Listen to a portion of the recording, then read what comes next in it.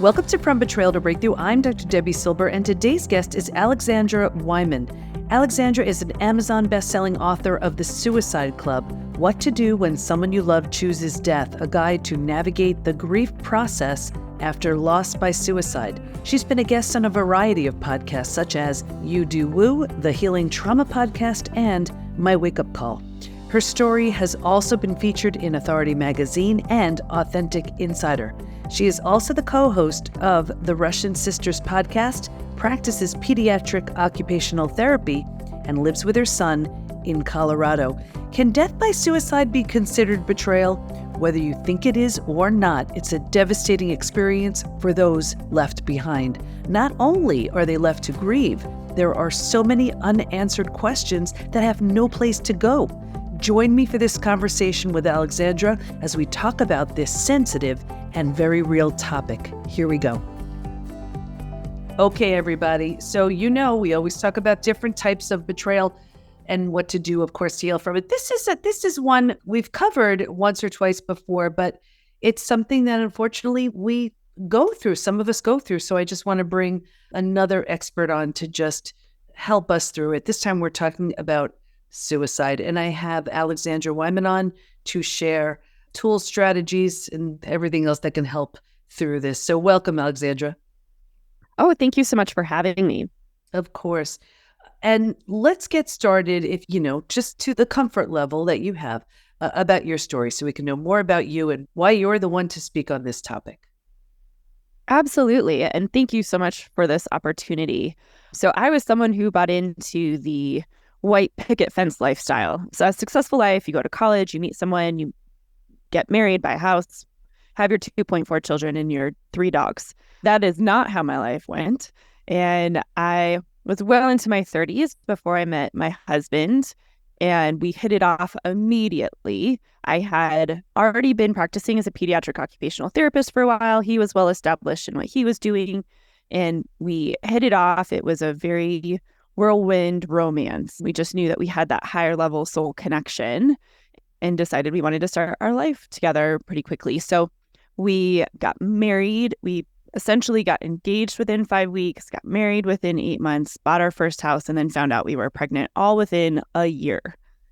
And so then we're getting that picturesque life. And then as time went on, our son was born. And then in August of 2020, my husband ended up going into the mountains of Colorado and not coming home. And the end result of him going missing was he took his life. And that definitely pulled the rug out from underneath me. It was not what was expected at all. There were no signs, did not see it coming. Knew that he had some struggles with some childhood trauma and some other experiences throughout his life, but never did I think that the end result would be that he would end up dying. And so from that, my particular situation was compounded with additional trauma and drama after he passed. There were some threats of legal action toward me. There were some questions over custody of our son. And that just compounded everything further and delayed my grief process. Legal action, where did all that come from? What was all that about?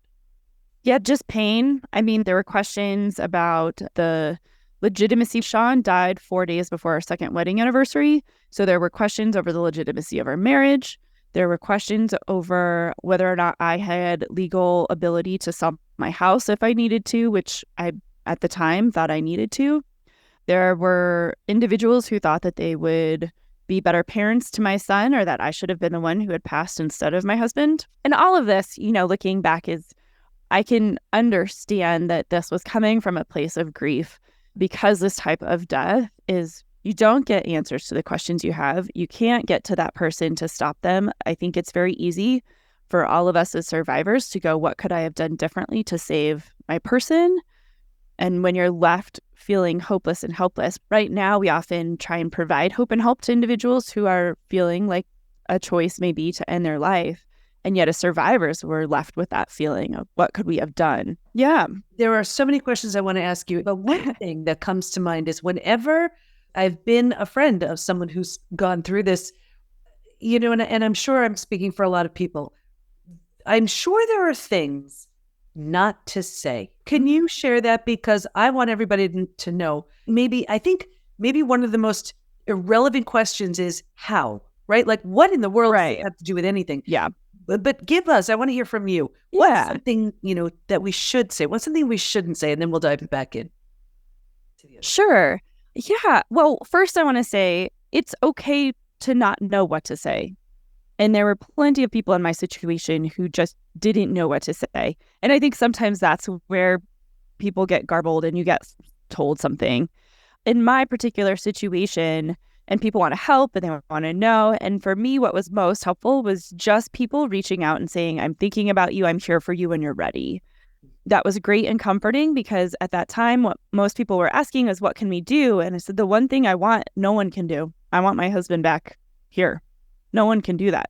So just being open and available without kind of projecting our own ideas of grief and what an individual would need based off of what we think we would need. I will say there were some instances of what not to say. I had people very early on say, don't worry, you'll find someone else in your life. Don't wait too long. You need another father figure for your son.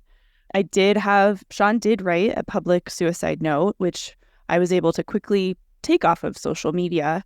But I did have people for months after quoting the note to me as a form of manipulation to try and, further their cause that somehow I was part of, let me say this. The stresses of our life were absolutely part of what I think contributed to Sean dying, but I am not a direct cause to it.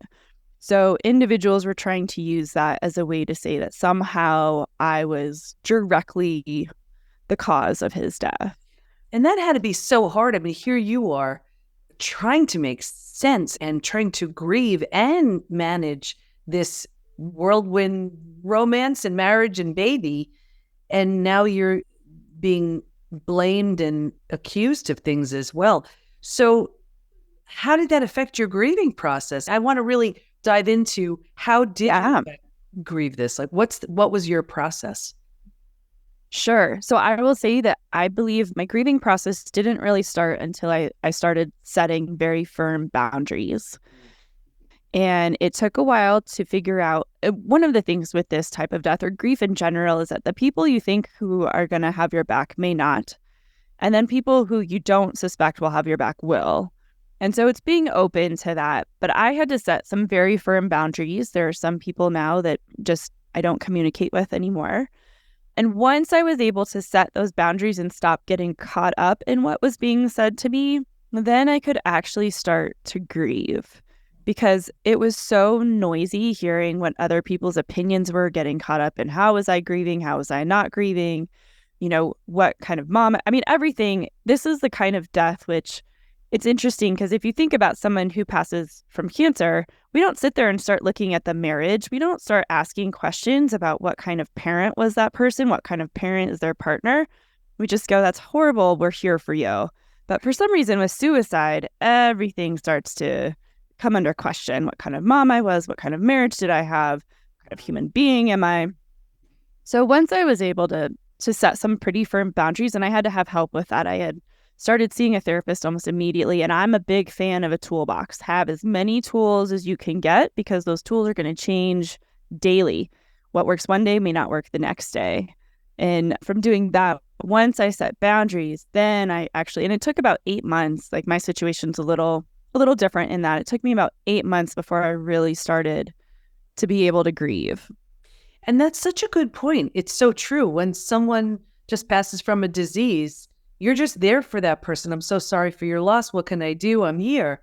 But by suicide, it just brings up those other things. And it sounds like you just, I have no idea who it was and it's irrelevant, but there's so much desperation and so much pain and so much anguish that it's like, how do I get this pain out of my body? Let me hurl it at you. Yes. That was exactly the thinking, in the hopes that it would, relieve some of that pain that the other person was going through. Of course, that does nothing.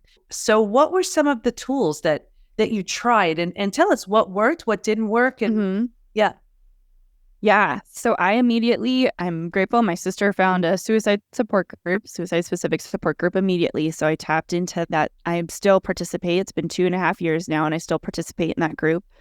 I immediately started seeing And I have different therapists because they have different expertise. So I started tapping into that. And I've always been someone who likes to tap into therapy as a tool. I have journaled. I have sat in my car and screamed and been the crazy person honking her horn, gripping that steering wheel. I've gone to the gym and punched a bag. I have done meditation. I've consulted mediums. Anything. I've read books about spirituality and death. I've watched TV shows on all of this. So anything that I felt that would help me. What's so hard is that these feelings are awful. And so often we like to just tuck them away. As if we don't embrace them, they'll just go away. And it doesn't work that way. It wreaks havoc on our body physically. It wreaks havoc on our mental health. And so I just decided I have to figure out how to get through this. Initially, what I would do is I am a private griever. So I would kind of soak up everything for the day and then at night take a really hot shower. I'm a really big believer in like baths, hot showers, anything to release the energy. I've consulted with Reiki masters, anyone who can help me repel and clear space in order to embrace. It took a long time, but to embrace that I still have a purpose here, and so does my son, because the individuals who are impacted so closely by suicide are at higher risk for dying that way.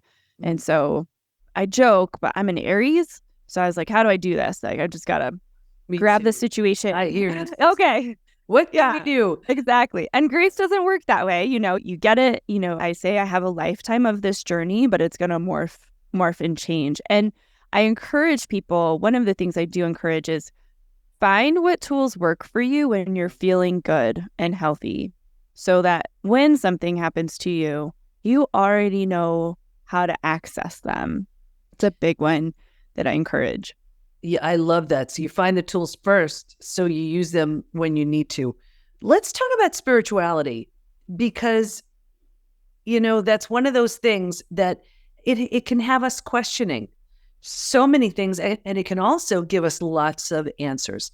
I know, personally, spirituality is something that the more I connect, the deeper I go, the better I feel. And there's so much with connection to the other side and that sort of thing. And we can go on and on about that. But tell me about your journey with spirituality and how it had you questioning or helped you. Sure. So my background, I was raised in a religious home.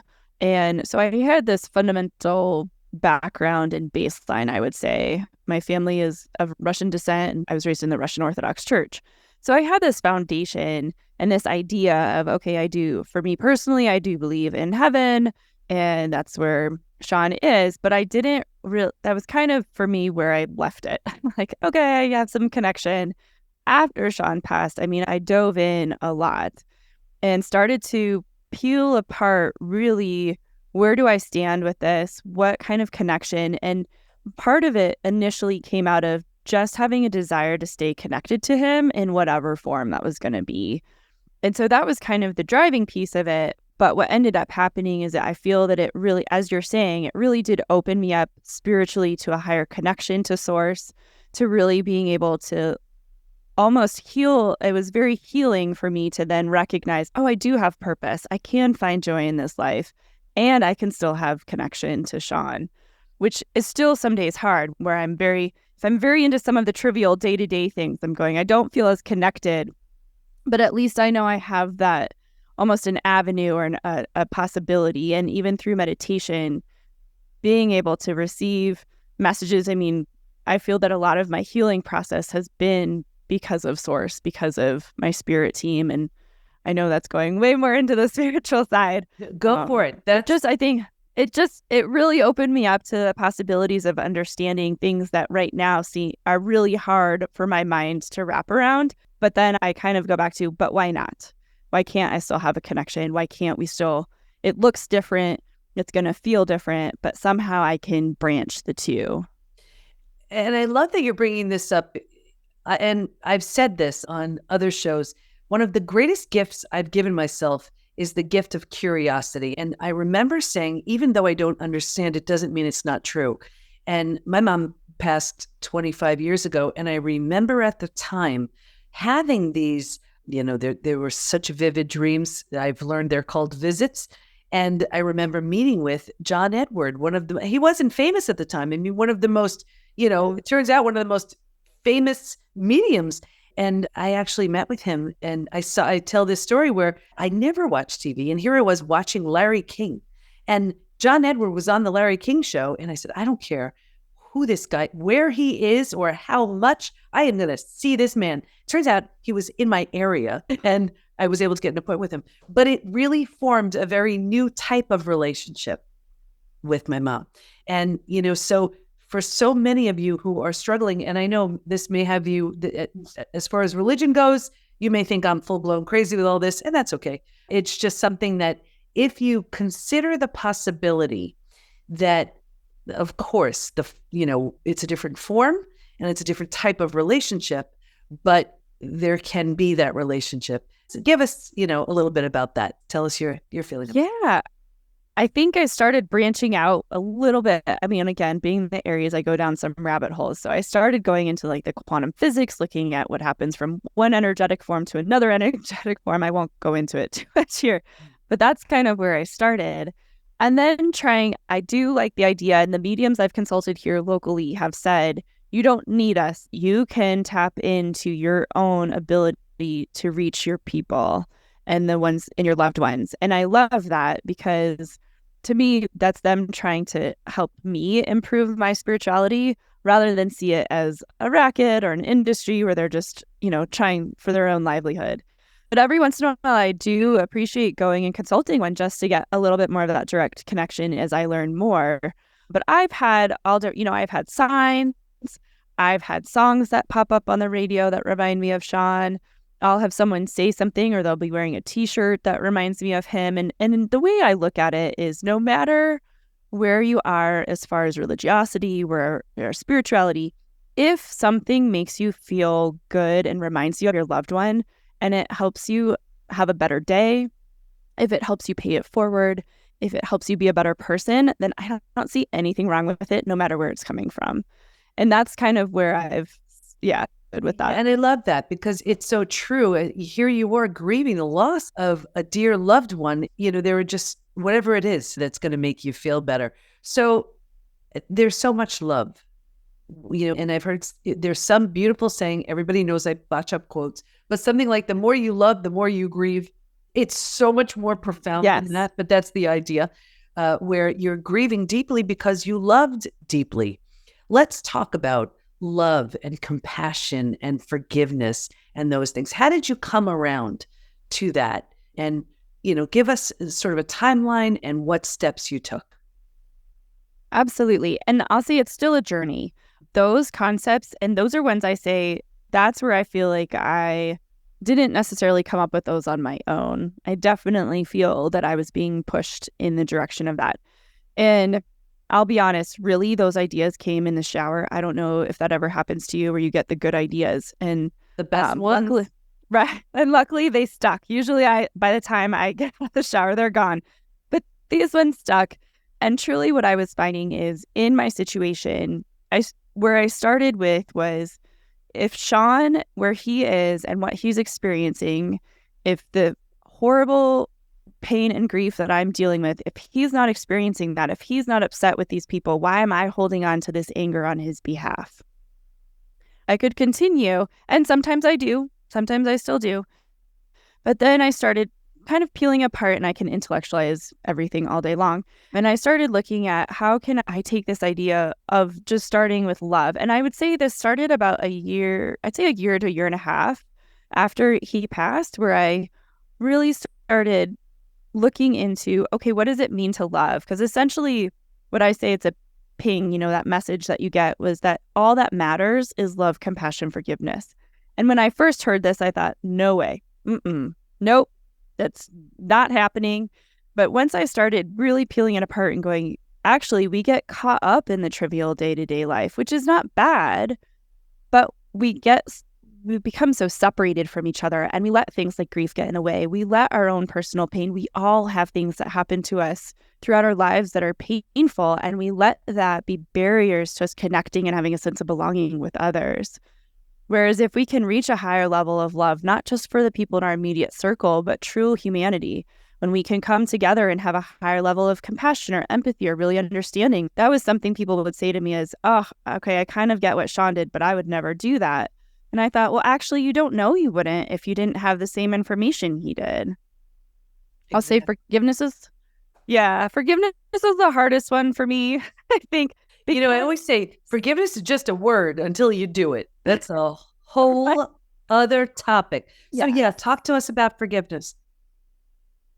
Yeah, well, I think so often we think that if we forgive, then we're condoning. If we forgive, then we have to let people back into our lives and we don't have to set boundaries.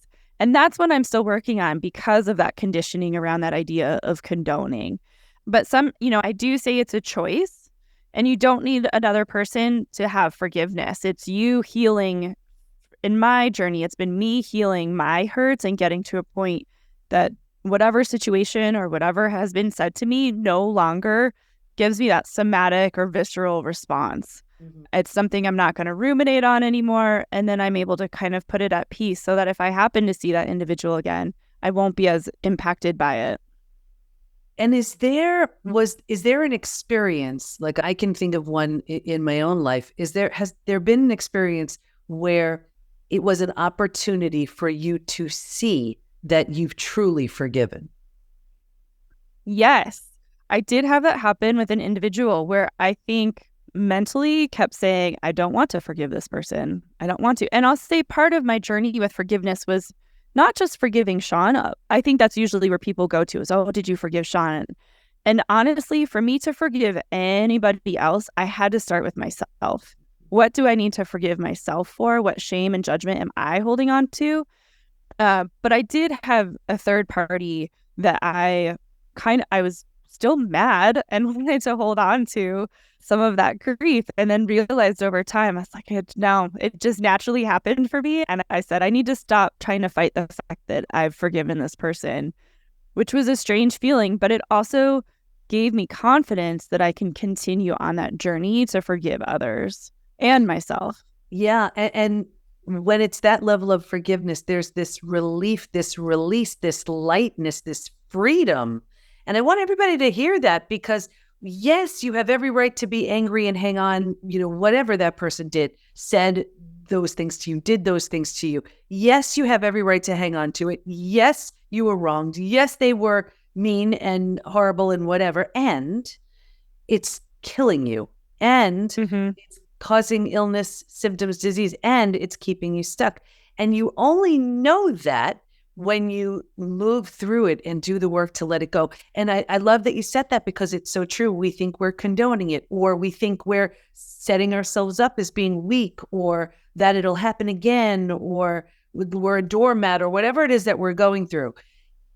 But the truth is, you experiencing that freedom is the best, there's that saying, the best revenge is a life well lived, right? Like, what is that anger and bitterness and resentment doing for you and your son? I mean, so letting go of that is just so much more powerful for you. Did you know, tell us, I know the difference in how I felt when I forgave. What did it feel like for you? Oh, very similar to what you're describing. And I tell people now, work through, it's horrible to work through those feelings, but it feels amazing on the other side. It really does. I felt lighter. I used to say that my sense of humor and my laughter kind of died when Sean died.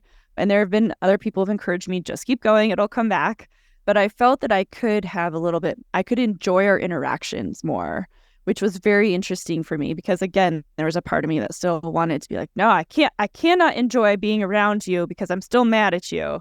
And one of the things I'll say in regards to that I found is, when we're looking for that external validation of our feelings, not acknowledgement, but validation, is when it's easier to get caught up in that anger and that bitterness. But when we can, again, heal to a point that our validation comes from within, then it's not that it's always easy to forgive, but it almost makes it a little simpler for us to be on a path of forgiveness. Yeah. But we have to have that internal validation, but definitely feeling lighter and being able to enjoy those interactions more.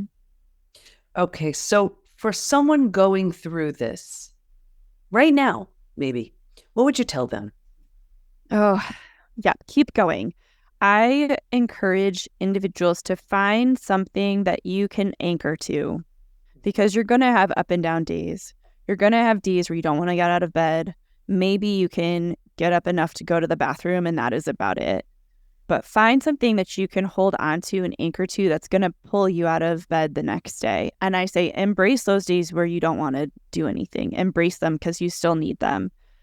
But when you have something that you can hold on to that's going to help you put one foot in front of the other, that's all. It's small baby steps. Ride the waves. Someone very early on in my process said, this process is an ocean. You are holding on to a surfboard and you just keep holding on. There are going to be days where calm seas and days that you're in the middle of a squall. Just keep going. And so that's one of the main things. And again, it's hard. This process can feel very isolating, and we have to overcome ourselves to reach out, even if it's, just to say help, or please bring me food, or can I talk, or can we go for a walk? But to reach out and ask for the help that's needed, because we cannot do this. It absolutely takes a village. We cannot get through this on our own. I love that you said that. And it's so true, and as uncomfortable as it is to say, hey, I need your help, think about how you've felt when you actually help someone. It feels so good, right? From your end. So by you not asking, you're denying that person the opportunity to have that feeling that they're helping you. Well, Alexandra, this has been so helpful. And I'm sure anybody going through it or knows someone going through it now has just a greater arsenal of tools to help them through this. Where can we go to learn more about you and the great work you're doing?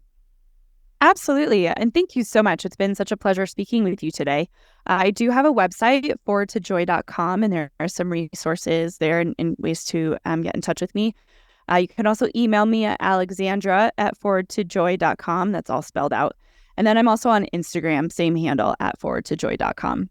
Okay. Alexandra, thank you so much. I know you helped so many people with what you shared. Thank you. Alexandra shared so many important tips to help someone go through loss by suicide. Stay in touch with her by going to forwardtojoy.com, and we'll have all of her information in the show notes at thepbtinstitute.com/podcast. Here's my biggest takeaway.